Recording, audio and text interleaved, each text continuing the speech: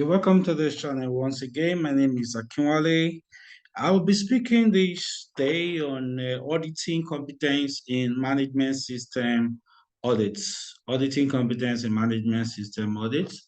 All right. So, regardless of whichever of the standard you are auditing, most of the standards are harmonized now. So, International Organization for Standardization is trying their best to have the same structure for all the standards. So you see, most of the standards are from class 1 to class 10.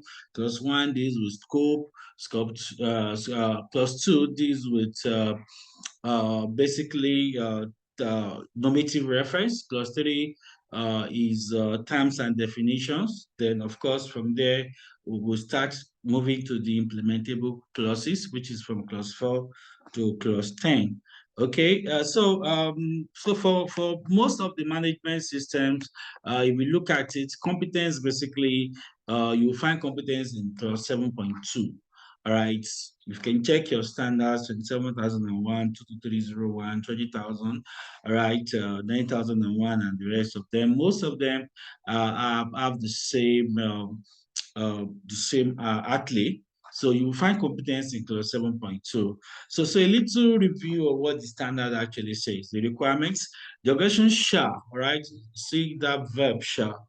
All right, so you can only find that verb shall in a what we call a requirement standard.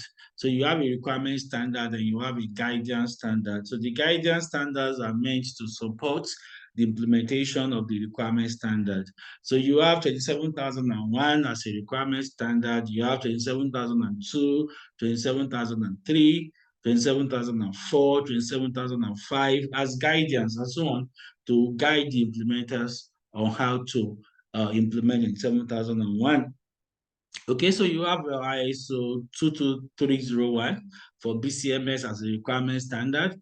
Then you have ISO 22313. You have ISO 22313, okay, as a guidance standard to guide us in how to implement 22301. So like that, we can continue. So when you see that verb shall, all right, it means it is a requirement standard, and it means that whatever follows it is not negotiable.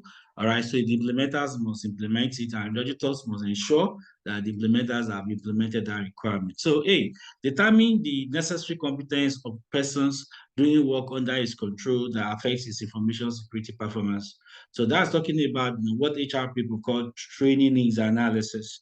So what they are saying there is that you expect that the organization, okay, that is implementing a standard perform training needs analysis regularly.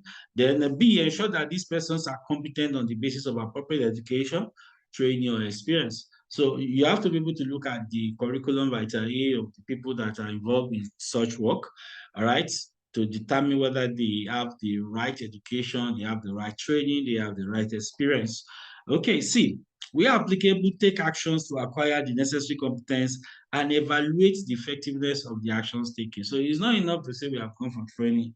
So that is also talking about post-training evaluation. So the organization implementing a standard is also expected to go a step further beyond training to be able to discover and determine the effectiveness of the training that their employees have gone for.